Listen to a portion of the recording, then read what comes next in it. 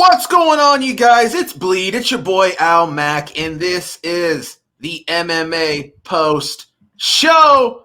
Oh boy, Al. UFC Vegas 25. We got to flex on them a little bit. That main event, an absolute classic, an absolute highlight reel KO. Jiří Procházka versus the body, the corpse of who was Dominick Reyes. Man, what an incredible fight while it lasted. We're going to talk about the whole main card, but before we do that, I got to throw it to my boy Al Mack. Al, what the fuck is up? What a crazy night, man. I thought this was like, usually there's a bit of a letdown when you're coming off of such a huge pay-per-view like what UFC 261 was. But I got to say, this wasn't a letdown. Like, yeah, we had 8 fight go the distance, but a lot of those fights were pretty good. And like this main card could have been a pay-per-view. You throw one title fight on there, you got a pay-per-view. This was a great this card was booked perfectly. It was just awesome. And yeah, but one thing, we haven't seen this happen very much this year, but the favorites went 7-3-1 tonight. If you bet on the favorite in every single fight, you were up 0.39 units to end the night, and that's pretty rare for the favorites to finish the night in profit. And one thing we have seen a lot of, though, the over went 9-2 tonight, and like I said, fight goes the distance. Yes, went 8-3 for plus 3.65 units, and it just continues. We continue to see the over, and the fight goes that the over, distance. man, yes. killing it this year. So yeah, and let's get into it. Like this is just a super fun card. Like I said, it could have been a pay-per-view. You throw, and I can't believe it was in the States. It was on ESPN Plus. This wasn't even on the big network. And luckily for me, it was on TSN in Canada, so I got to catch it with a little bit of a delay on the stream. And it is what it is. But yeah, let's get into it, man. This is an awesome card. Absolutely. Well, first off, I just got to start off. This is a gambling-based show, right?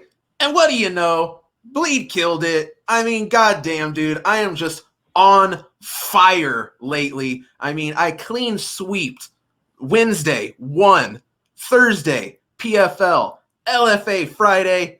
I lost 2 bets tonight, but I murdered them again tonight. Oh my goodness, the Patreon's popping. It's so lit. The money's flying. Just throw it in the air. Al, I wish I had a stack of money right now that I could just throw in the air for everybody on the stream. I'm killing it, dude. Al, how did you do tonight on this card? Tonight, it was one of those nights where you got to bet value, and I made 19 bets tonight. I went 10-8-1 for plus 2.94 units. So I'm still up about like 5 units in 2021. I'm up about 20 units since the start of last year. So, me and you we got different philosophies in the way that we bet, but we end up in the same ending point, which is us both cashing. Sometimes it hurts me a little bit more because I'm betting. We'll talk about it going into this Stamann fight. Sure. Sometimes I'll just bet the value, even though I don't think the fighters and like gonna win, but sometimes the value pays off, and we saw that. We'd be here all night if we were going to talk about the undercard, but we saw that on the undercard in this one. And let's get into it with Merab and Cody Stamann. Absolutely. First fight of the night, man, it was a good one. Merab Dvalishvili, the Georgian, goes in there and he just does Merab stuff. And you know what I like to call? I got a name for this guy because I've been riding it for a while, and it's called the Merab Money Train. Listen, if Merab's fighting, I'm betting him and I'm winning. Okay. I parlayed him up. Al, you know what time it is. The parlay of the week. Merab Dvalishvili, Loma, Luke, Boone, me. I don't miss on this parlay of the week. Merab comes through in big ways. I had it 30-27. I think one judge did. I think the other two go 29-28, unless I'm mistaken. Merab Dvalishvili wins this fight. Cody Stamann knows Merab Dvalishvili wins this fight. I mean, this guy's wrestling, this guy's cardio, pace, the motor. It's just unreal. Takes down Cody Stamann more than anyone ever has. Of course he is. Who else is going to do better than Merab Dvalishvili at 135 pounds? I'll tell you, nobody. This guy is a wrestling machine. Showed us even improved boxing. I was actually concerned that Stamann was going to be the sharper striker in this matchup. Not the case. Merab's even the better boxer at this point. Al, we talk about it all the time. This guy's got a limit. And it's the sky, you know what I mean? Sky's the limit for Merab Dvalishvili. I do believe this guy could be championship material, depending on matchups the rest of the way. I have him in the parlay of the week. It cashes. Al, tell me what you did with this one. Well, I lost, but this was an awesome fight. And this is one of those ones where, this morning when I was putting my bets in, I saw the under 2.5 in this fight was at plus 300. And that was just, me, I could not resist. Like, give me a 1% play on that, because that's you compare that to the softest hands of the female fighters in the strawweight division. And I'm not taking anything away from those women. I'm just, stating the facts about how it works with the betting results. Sure. You rarely ever see a plus 300 on an under in a woman versus woman fight. And this was two, highly ranked bantamweights. And this is one of those ones where I just couldn't resist. And I honestly, I couldn't resist on Cody Stamann either. And the fight was pretty close. Like, I don't think that Stamann should have been a plus 200 underdog in this fight. Like, I do agree. It was probably, you can make a case for 30-27. You can make a case for 29-28. I don't think the fight was very close on the judges' scorecard. I don't have a problem with that. But as far as, the way that both those guys were throwing, I was completely fine with, putting 1% down on this fight going under 2.5 rounds at 3-1, because it was a war. It was a straight up war, and they were both throwing for the fences. But it comes down to Merab getting the decision, like everybody thought he was going to. And now that's 8 straight overs for Merab in his UFC career.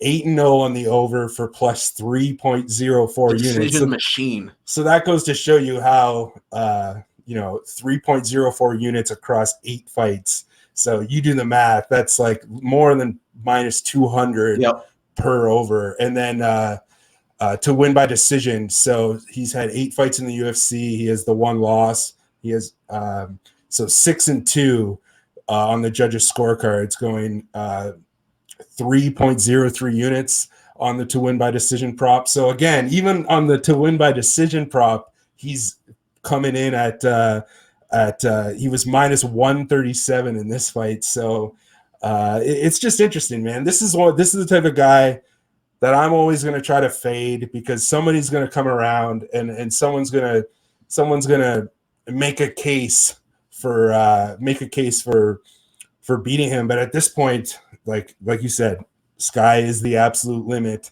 And I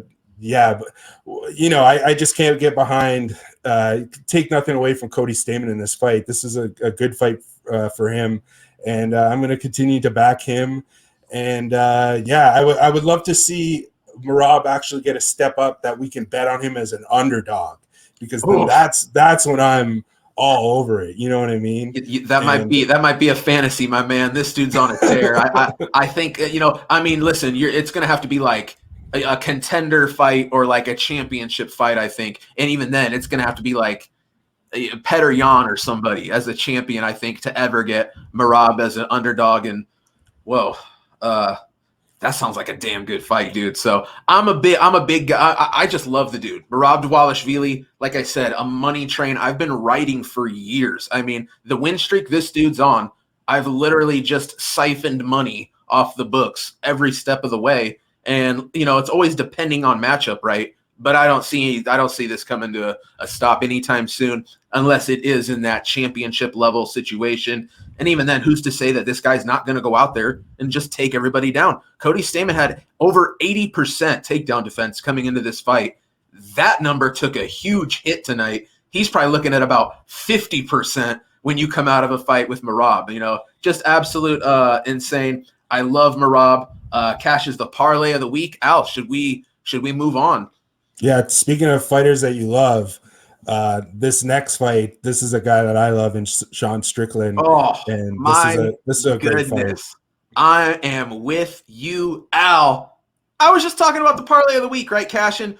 Well, not only did I get the parlay, baby, I got the Hail Mary parlay cashed. You want to know who was on the end of that one? Sean Strickland. This dude goes out here. Unanimous decision went over Krzysztof Jotko. Krzysztof Jotko's a good fighter, okay? This dude's very solid. This guy trained out of American Top Team. He's fighting. He's in there training with the best guys in the world, okay? Sean Strickland, a guy that pretty heavy on the front leg. Why people aren't leg kicking, I'm not sure. Probably because he's firing an absolute piston down the middle when you do, smacking you in the face. Very upright, not very good head movement. But Sean Strickland just marches forward like the Terminator and just boxes your face up. And that's just how this fight went. Sean Strickland continuously comes forward. Jotko always moving backwards. Jotko had moments. Jotko landed some good hard shots, but let's keep it real, man. This was all one-way traffic. Clear-cut win for Sean Strickland. Krzysztof Jotko, not on his level. Sean Strickland, I love the dude, right? I mean, I was almost saying to myself, is this guy, the number we got Sean Strickland at, I think he probably went off a minus 225 to minus 250 range. I'm like, are we getting a little too ahead of ourselves here? Not at all. That dude, there was value in Sean Strickland minus 225 when we look at, in retrospect, how this matchup played out, in my opinion. I don't think it was close. Sean Strickland just outpoints, outlands, outdamages, just everything. He won in every aspect of the fight over Jotko. Very high on this kid right now. This dude needs a big step up. I think he's number 15 in the division right now. Let's get him number 10, number 11, whoever that may be. The dude needs to step up. Sean Strickland looks phenomenal right now. A guy that I had to figure out a way to have a little bit of skin in the game with Strickland. I throw him in the Hail Mary, baby. We cash it. Al, tell me what you did on this one. This is another one. I guess I didn't do very good on the main card here, but this is another one that I lost, but I enjoyed it because I had Strickland to win inside the distance, and Jotko is another he's a decision machine, and I thought this is going to be one of those ones where it's going to look like it's going to be going forward. Strickland's very tough. He's got a very good poker face. But it just seemed like a matter of time. Strickland's shots were going to wear down on Jotko. The second round was pretty even, but it was just the same pattern over and over again in those 3 rounds where, Strickland's opponent comes out off the hop, and then as the round goes on, Strickland just wears on you. He's so tough. He's like a American zombie. Like, he's just so imposing. He's got an iron chin, right? And I was hoping for the stoppage, but the thing about him, he's content to just go out there and pick his opponent apart. He doesn't have any he doesn't waste energy, right? He's so efficient. He doesn't wind up his shots. He doesn't get over emotional. Even when his opponent is a little bit dazed, he's very conservative. He doesn't come in with looping shots. He doesn't rush in with his head down. He's very precise. And again, another really smooth performance by Strickland here. I wish he got the finish, but it is what it is. But this is one where I went against the numbers here, where my handicapping, crunching the numbers based on the previous betting results, it gave me Krzysztof by decision. And I knew right away there was no way that I was going to bet that because it was Sean Strickland all day. It's one of those ones where it was my gut. My gut had to come in and tell me, But the thing was, I just thought Jotko's one of those fighters where he's had a lot of fights, but it's been stretched over a long period of time. Right. And similar to Strickland. But Strickland had a devastating motorcycle accident that frankly almost killed him, almost ended his career.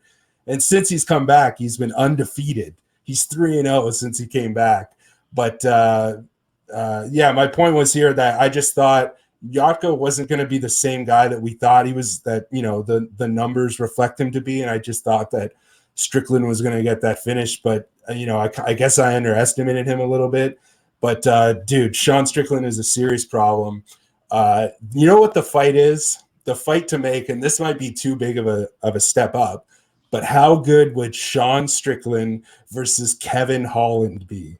I like it. You know, I thought about that earlier tonight when they showed after the broadcast the top 15. That's what immediately jumped out at me. And I mean, the thing is, it's like it's a pretty good fight, right? Because here's the thing: the path to victory to beat Kevin Holland is the takedown. Why do I think Sean Strickland goes out there and just marches forward and tries to box with this guy? Because that's what he does, right? So honestly, it's a good test to get Kevin Holland a quality win if he wins. And it's also a very good test for Sean Strickland to see if this guy's boxing really is on that level. So, Al, I'm totally with you, dude. That's a really good matchup. I like it a lot.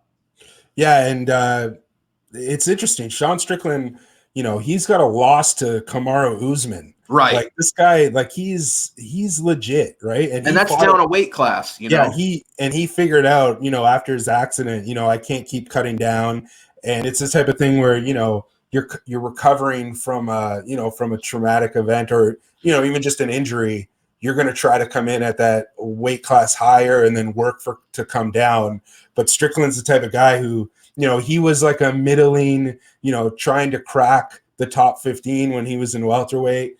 Not anymore, man. In middleweight, this guy's, in my opinion, this guy's close to being like he's legit. I would love to see him either get Holland or the winner of that Jack Hermanson fight that's coming up. That might be too big of a step up, but I don't know, man. I with a 10-3 record in the UFC, I think this guy is legit, and I would like to see him get a big step up.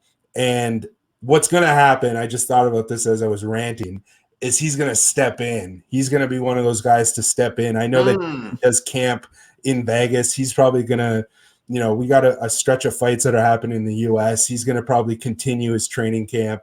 You know, he didn't really take that much damage tonight. Sure.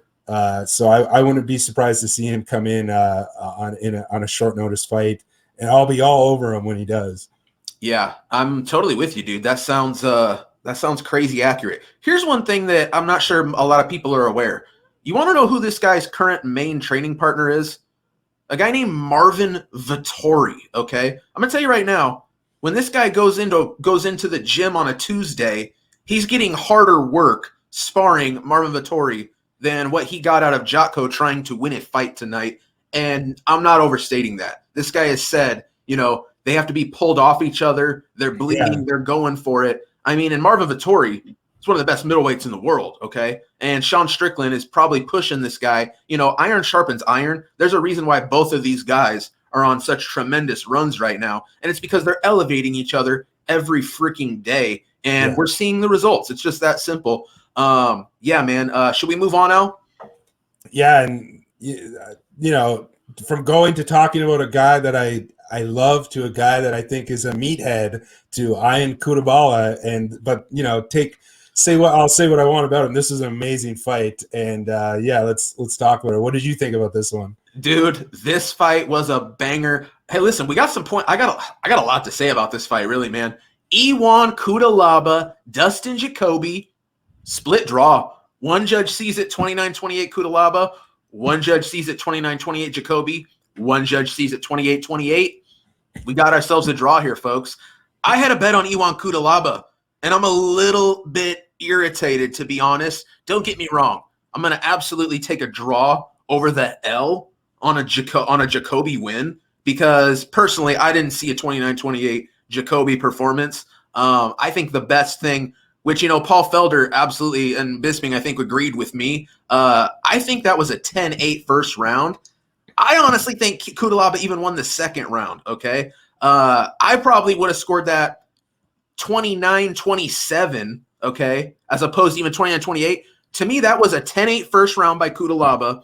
Here's where I'm very, very disappointed and very angry. Referee Mark Smith warns Dustin Jacoby to stop grabbing the fence at least 5 times, okay? Yeah. I'm thinking one might be good enough, and then the second time you take a point. I mean, and these weren't just like simple fence grabs. these were changing position as Cuțelaba's getting the takedown. Jacoby is gaining position, holding onto the cage, even if it's the slightest amount. It's changing position. It's changing the outcome. Ion Cuțelaba got very close to stopping Dustin Jacoby 2 or 3 times in this fight. The referee told Jacoby, protect yourself. You got to do something, move. And a fence grab is what would save him, as Cuțelaba would try to drag him away to get a better position. I'm a little bit irritated here. I honestly think Cuțelaba gets a 10-8 round in that first round, but it should have been 10-7 with a point deduction from Jacoby. And in that case, there's no way mathematically Cuțelaba loses this fight. I'm disappointed in the referee. I'm disappointed that all 3 judges didn't see this as a 10-8 round. Yeah, I get it, though. Overall, when you look at the fight as a whole, it was a close fight. Ion Cuțelaba slowed down tremendously. Dustin Jacoby absolutely began to find his distance. Stayed off the ground. That's where he found success, was on the feet. What do you know? The kickboxer, when he can stay on the feet, is having success. And that's where the second and third round were. Ion Cuțelaba still had very big moments in those rounds as well. I think that second and third round were just razor close. I can understand how he came out with a draw here. I'm not totally disappointed, but I think a draw is possible. I think a Cuțelaba win is possible. I don't think Dustin Jacoby winning this fight's possible. One judge saw it that way. I had Cuțelaba outright -125. It's a push like it never happened. Al, what did you have on this fight? I think we were on the exact opposite sides here. I was on Jacoby, man. It was just one of those things with, seeing Cuțelaba's antics in the weigh-in, grabbing him by the neck, even after what we saw with the Jeremy Stevens Drakkar Close thing.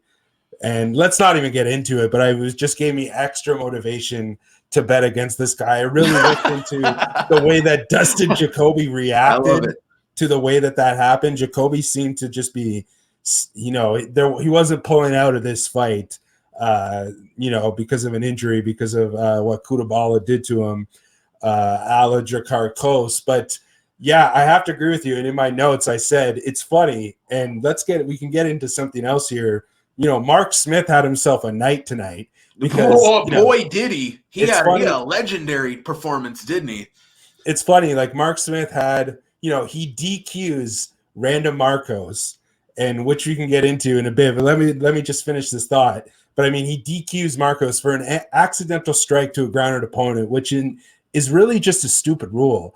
And the reason that the rule exists is because they needed to have it that way for them to basically be able to have MMA sanctioned in North America. If they were going to use the pride rules of the soccer kicks and all that, they had to modify it because no governing body was going to allow that to occur. And Jacoby, meanwhile, grabs the cage like 5 times when he's fending off Cuțelaba. He looking like he went to the Devison Figueiredo school of fence grabbing. He warns him multiple times, doesn't take a point, and it's pretty ridiculous in my opinion. And and let's just hold it right here, just to go back to the Randa Markos thing. I think we were both on the right side of that DQ. Cash it, baby. And really quickly, I'm just going to say this. For the people that said that she was acting, I'm not even going to try to pronounce her name. But for this woman was making her UFC debut. Luana Pinheiro. Yeah, Pinheiro. Thank you. She was making her UFC debut. She was frankly pretty much winning the fight up until that eye poke that kind of pissed Markos off, that sent her in kind of in a rage mode there for the little bit of the fight. It got back down to the ground.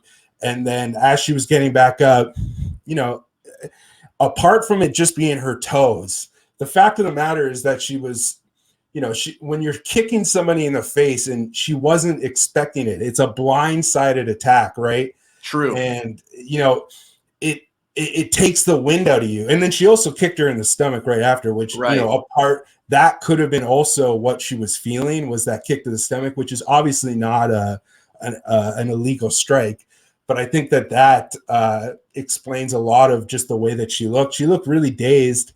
And, you know, at one point, I think that she asked what happened. Like she was like, did I lose? Yeah. And that may have been lost in translation. Hey, Al, I'm going to tell you right now, if that was okay, listen, just I'm not saying it was. I'm not implying it at all. Okay, I honestly, I really don't care. I just wanted to cash the ticket. I'm just glad I won the bet. Okay, acting or not, if that was acting, that's high level stuff, man. That's really getting into the psychology of a really hurt person. Did I lose? Like knowing you're about to get a DQ win, the ref's like, oh, that's pretty genuine. You know what? Let's give her the win. I like that. You know, I'll put it like this: if she was acting, she absolutely deserves the Oscar over Aljo. That guy's acting sucked. Aljo, if he had like a movie booked where they had like a minor part, the producer watched that fight and was like, "Oh, this is not going to work. Can we bring in what's Dwight Grant up to? You know what I mean? Like, yeah, Aljo, the acting. You know, at the way gets his hand raised, he's like, "What? Where am I? I'm the champ." You know, so but listen, honestly, man, and listen, I hate to say it, we can say maybe there's some acting involved. We'll never know. You know, we'd have to put ourselves within the mind of the fighter at the time. It is what it is. It's a rule of the sport. For better or worse, it's how it goes. Did Randa Markos hit her with an illegal kick? Was it significant? I think anyone would have to say yes.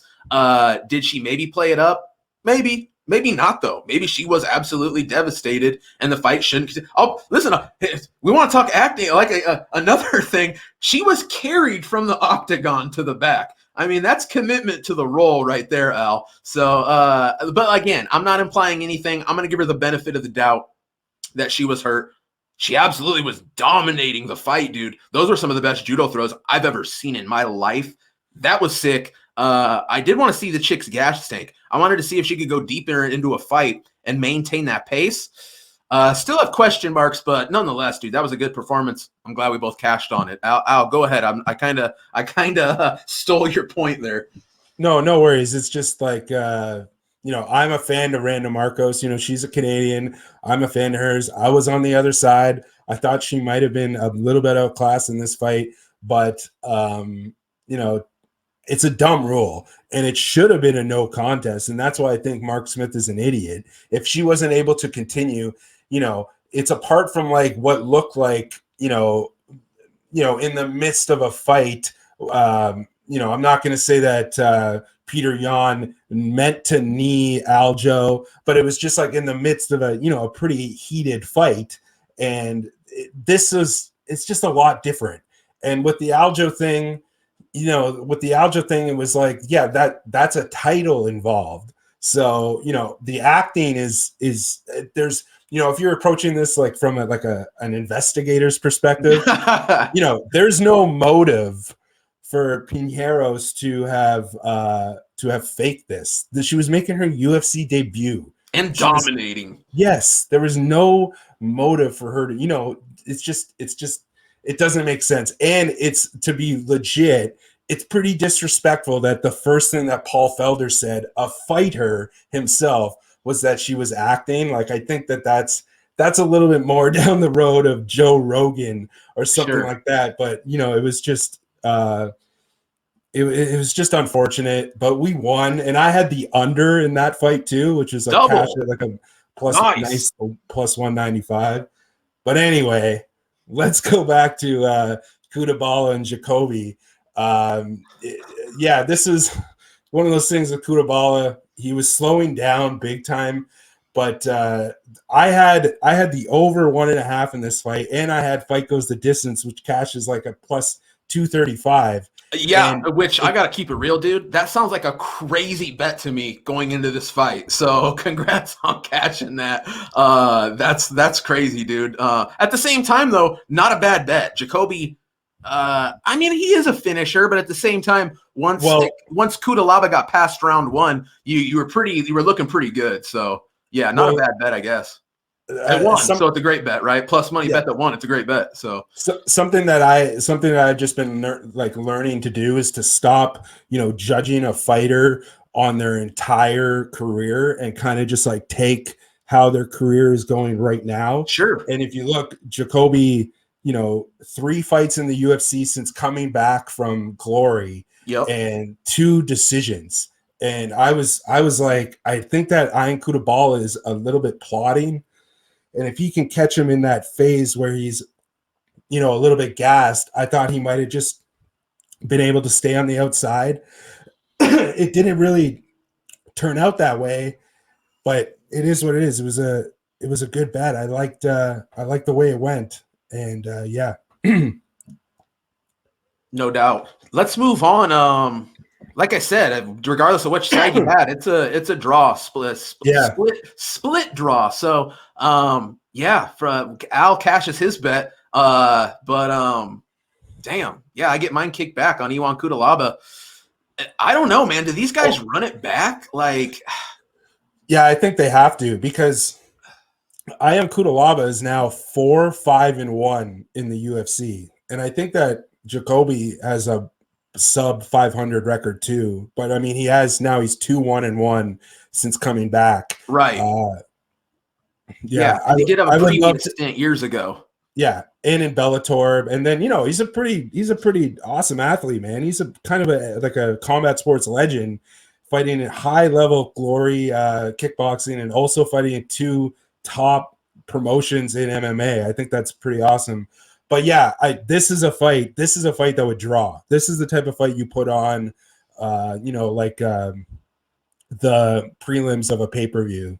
I want to see this fight again. This is a good fight. Why not run it back? Right. It was an exciting fight. Why not run it back? Okay. All right. Well, that takes us up to the co-main event. Giga Chikadze. Giga kicks Cub Swanson square in the liver. 1 minute, 3 seconds into the first round. Non-event. I had a bet on Cub Swanson here. This is one of my only losses on the night. I had 2 losses. Cub Swanson being one, and Luke Sanders doing Luke Sanders shit early in the night when looking like he's going to finish the fight in the first round. Luke Sanders, I don't know what this guy's deal is. But back to this one, Cub Swanson, I bet him plus 150.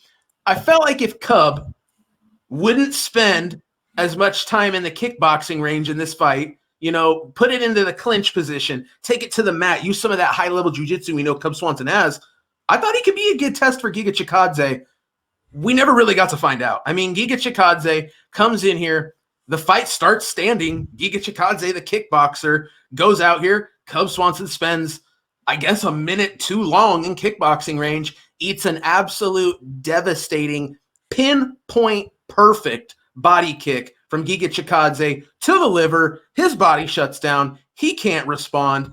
He can't do anything. When you eat that liver shot, your body, your nervous system says, go fetal. You fall on the ground. He even tries to grab a leg. Bless his heart, Cub Swanson, for trying to power through. He just can't, man. Giga really didn't even want to follow up with shots, but goes, the ref hasn't stopped it. I guess I'll punch this guy in the head a couple times.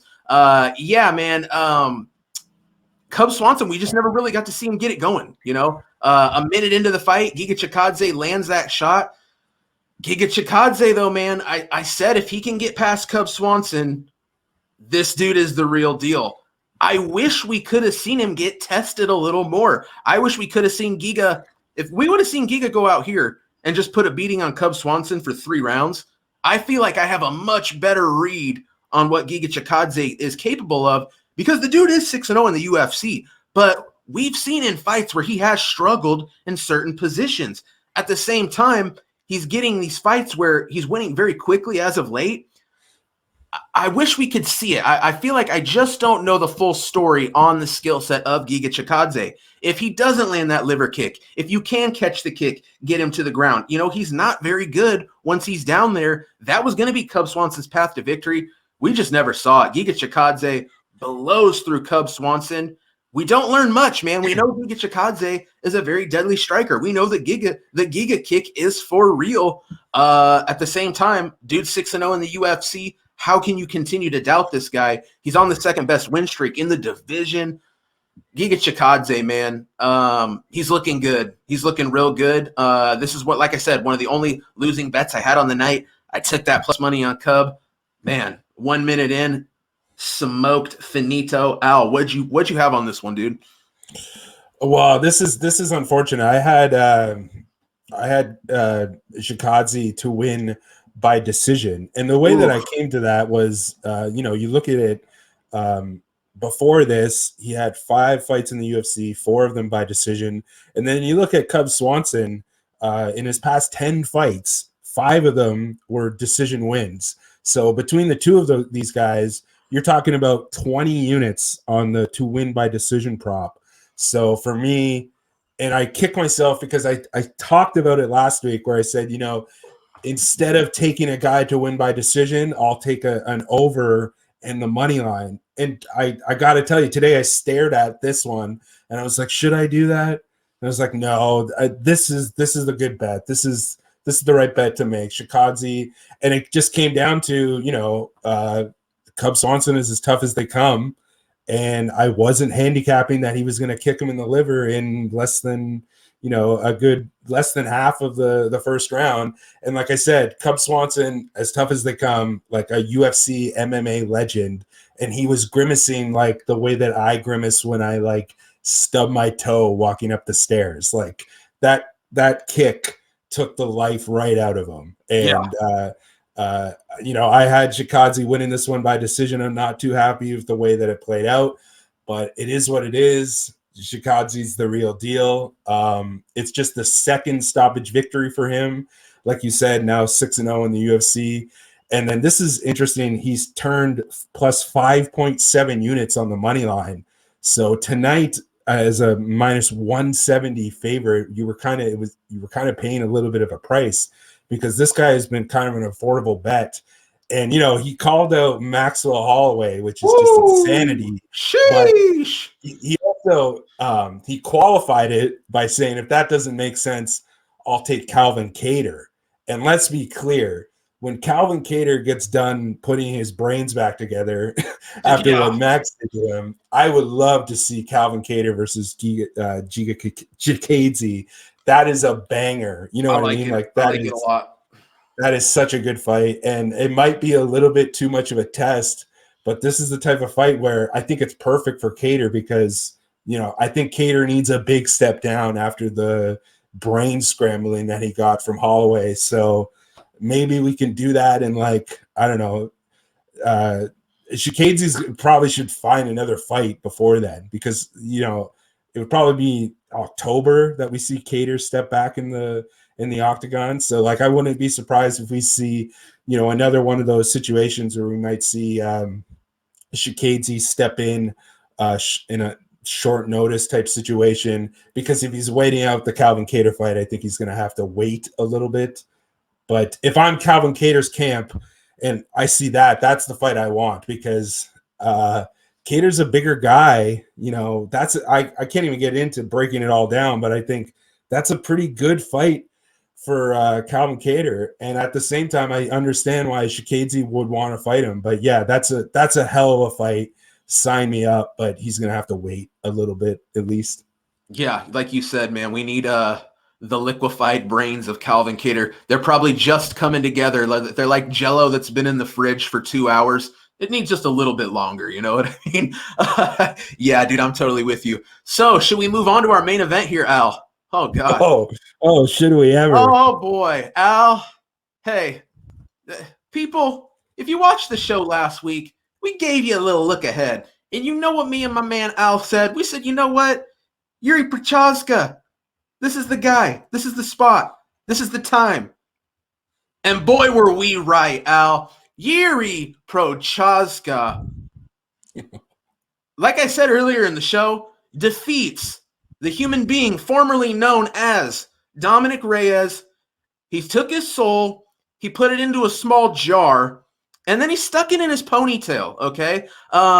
Spinning back elbow, the third in UFC history. Okay, I was explaining this fight earlier, okay? Jiří Procházka versus Dominick Reyes looked like a superhuman who's trained high-level mixed martial arts versus a human being who's trained high-level mixed martial arts, right? Dominick Reyes landed good shots, but Dominick Reyes is a human being, okay? When he hits the superhuman's fairly unaffected, okay? When the superhuman hits the human's devastated. The human's taking crazy damage.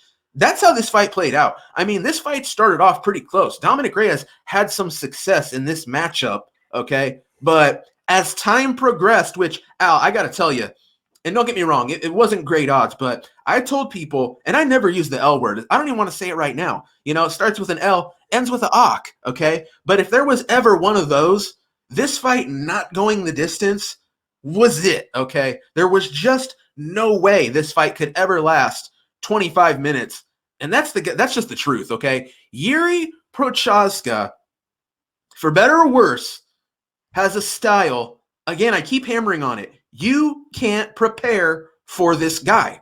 There's no one in the world remotely close to what Jiří Procházka is bringing into the octagon, okay? And we saw that tonight.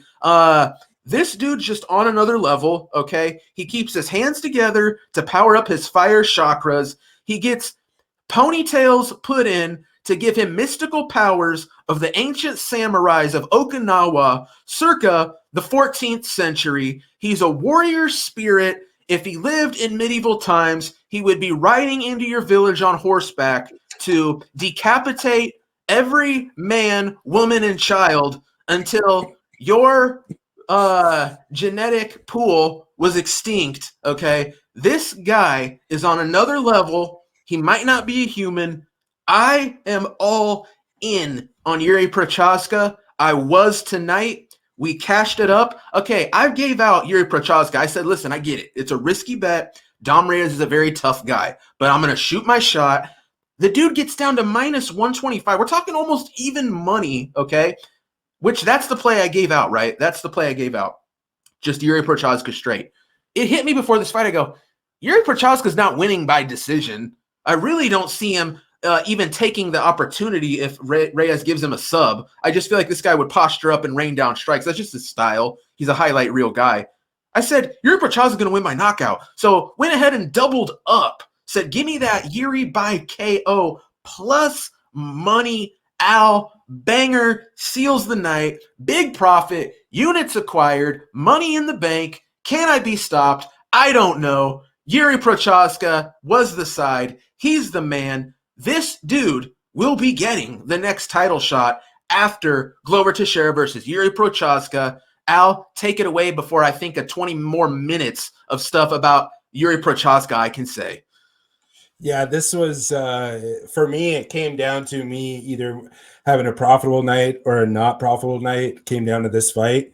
And, I kicked myself because I was preparing for the show a little bit more than I should have been because I forgot to, do the double down, privately, not share with everybody else type where I bet, ridiculously, just take my profits from other investments and put it into this investment.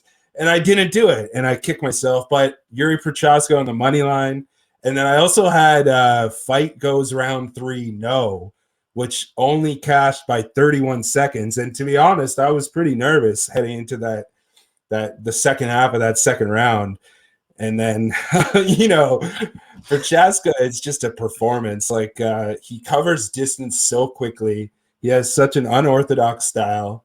He's a little bit sloppy with his counters and he leaves himself open a bit.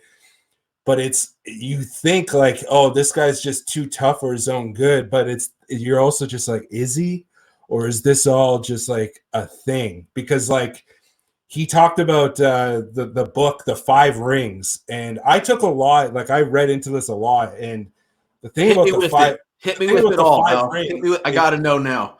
It's so much about the way that you in battle, of the way that you trick your opponent into. It's just about mind games basically, and that's Procházka. He has this perfect way of like I was saying to you before we started and we were off camera. Like you can't trust yourself when you're hitting him and he's rocked because he's so in tuned to the way that you're thinking. You know what I mean? This guy is like an old school samurai. Like it's such a mental game, and he's trying to drive you in.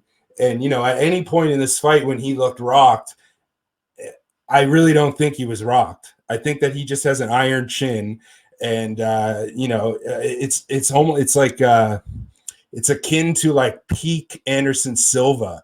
Like he'll just eat the shot, and he's so charismatic, and he's so just like, I don't even know what it is. It's just it's on a whole other level. And Jiří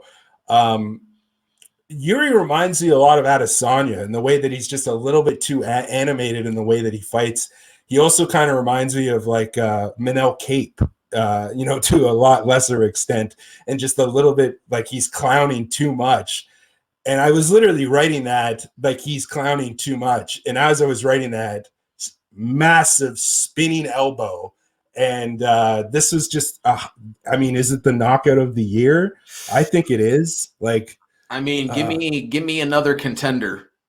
I guess last week. Chat, give us a contender. Give us a couple KOs of the year, chat, please, because I can't think of one that beats that right now. I mean, the way he bodied Dominick. Listen, we're lucky Dominick Reyes did not fall down on the back of his neck, falling forward. I mean, that could have been serious. He's lucky the head kind of popped out. Dude, this guy's on another level, Al. This guy is the truth.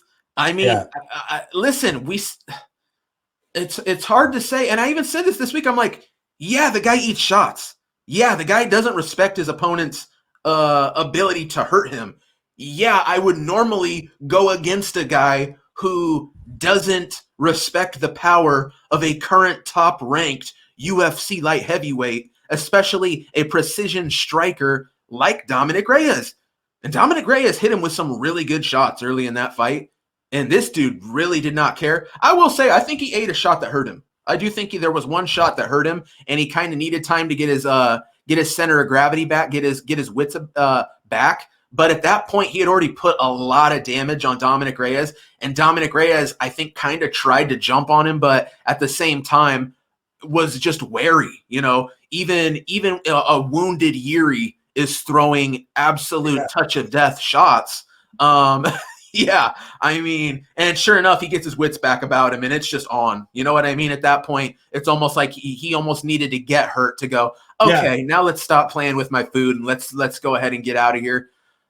This guy is on another level. I'm telling you, the mentality, this dude, there is a certain intangible we have in play here with Jiří Procházka that is not a factor with any other fighter. Like, normally when we talk about guys, well, they'll have a certain something about them, and you'll go, this guy kind of has it, yeah, and this guy kind of has it, and this, and this guy, there's a certain something, a certain mysticism we have with this guy that there's not a number two. There's Jiří Procházka by himself. Listen, I even tweeted out tonight, and I gotta say, not a bad tweet. Ian Cuțelaba, I'm a pretty intense guy. Jiří Procházka, hold my beer. You know what I mean? Like, this dude is so intense, so badass.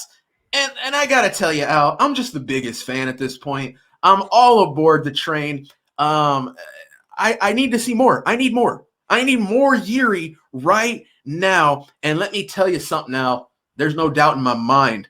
The UFC, they love what they see in this guy. Yeah. Pure action, coming forward, unorthodox, exotic striking, big power, knocks dudes out dead, and finishes fights. Dana White's rock hard right now looking at that main event, okay? There's a reason why Dana didn't have anything to say after that fight. He's laid back somewhere going, ha, ha, ha. Okay, Dana, this is what I'm getting at is this is the exact guy that the UFC media train. We're going to see this guy get a push, okay? Now, don't get me wrong. Does Glover Teixeira deserve a title shot? Is Glover Teixeira blowing anybody away? Oh, man, Glover Teixeira. You guys know Glover Teixeira, right? Oh, you don't? Okay, cool. You know what I mean? And don't get me wrong, that he's not that type of guy, right? Jiří Procházka, this is a guy who, we're talking mainstream access. If this guy can continue to add to these highlight reel knockouts, we're talking about potential major superstar. And I think in this guy's third fight, he's getting a title shot. So tell me the last guy, not Michael Chandler, who just walks into the UFC and does this to somebody, and they go, "Yep, time for a title shot." It's already in effect, man. Jiří Procházka is the guy. Hey, listen, I got to talk about Dom Reyes, man. We're talking about a dude went from probably beating John Jones 3 rounds to 2, takes the L there, probably undeserved. I got to be honest. I remember watching the fight live, saying to myself, I had no skin in the game. I did not bet the fight. Watching the fight, I said, damn, I wish I would have bet Dom Reyes at plus 300.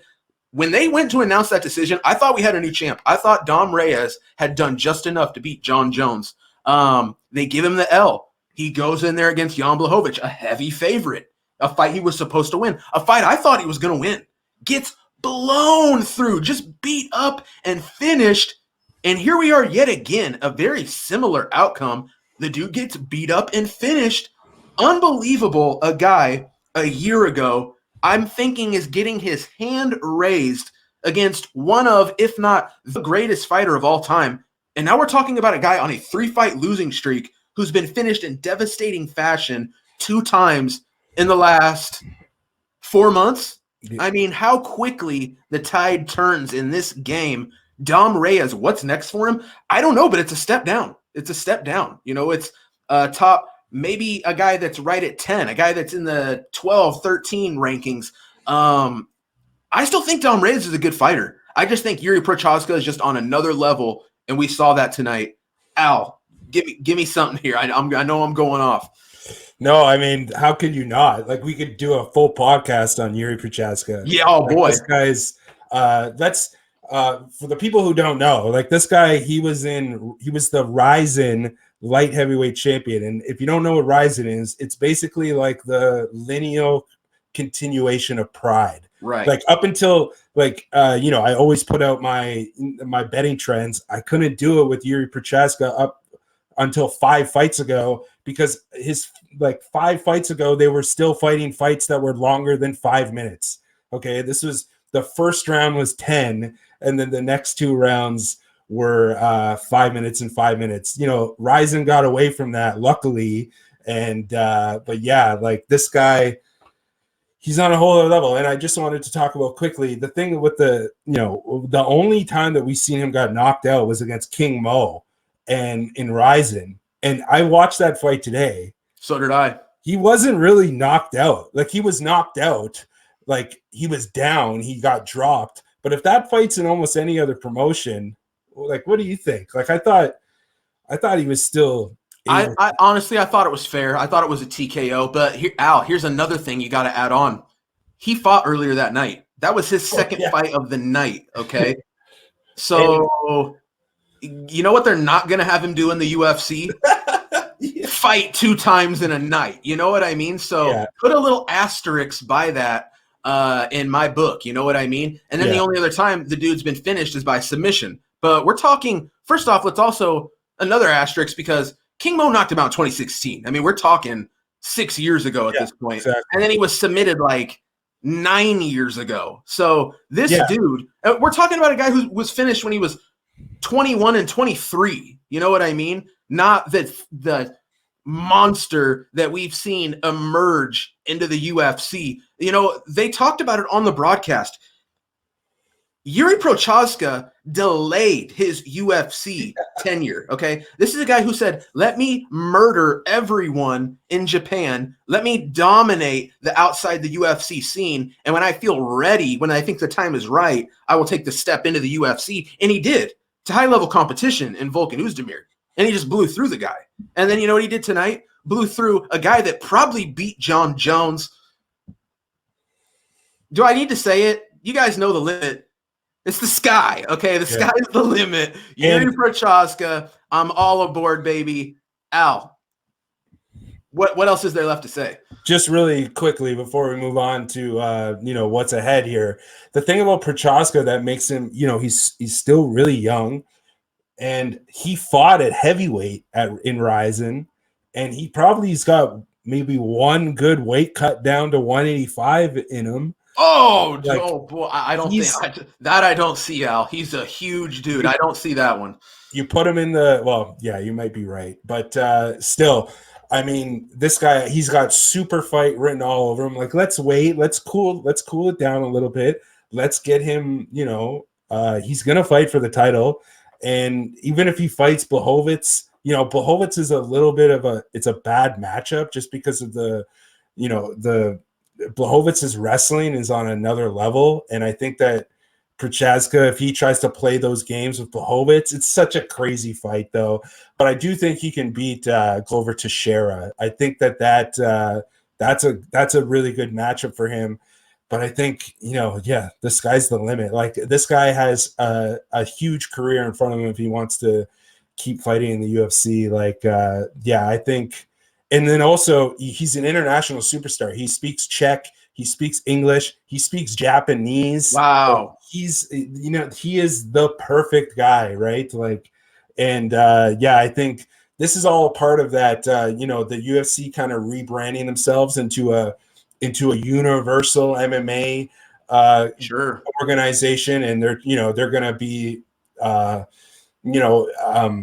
we might see, this is the type of guy who can bring that type of thing where he can fight in 2 weight classes. And I would love to see Procházka fight at heavyweight, and again, we're getting a little bit ahead of ourselves, but it's warranted. And do yourself a favor.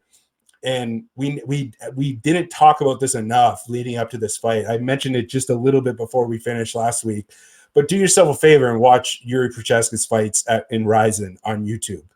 Just sit back and enjoy. Oh, they're just as good.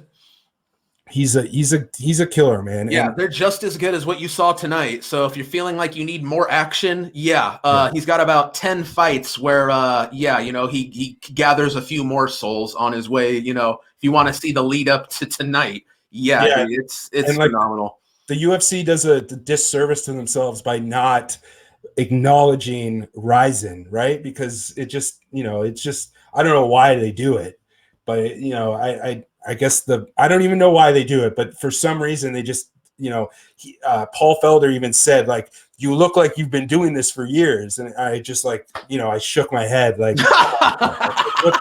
on, did he really say that? Yes. He said, it looks like you've been mastering this sport for years. And Procházka was like, everything in my career before I was in the UFC led up to me being here. And at this point, he's had crazier wars. I think he's been challenged more, albeit he was much younger and not as skilled. But I think he's been challenged much more in Rizin than he has in the UFC so far. Oh, and he definitely had tougher fights in Rizin, up to this point for sure. Yeah, and we'll track this as we go, as we do our show here. Let's track this. So 2 fights.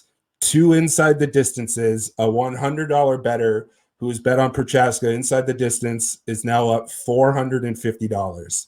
So let's see. Now you got $450 to play with if you're betting Procházka the next time.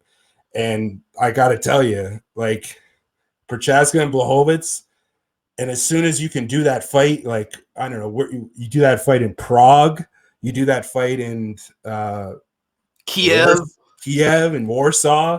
Whoa! Dang! Oh man, I just about went. Okay, you know what? Yeah, good call. I almost went crazy. Yeah, dude, I'm totally with you, man. You're right. I mean, I'm seeing an international superstar here. The guy's just pure excitement. I can't think of a guy who's more fun to watch right now than what we're seeing with this guy.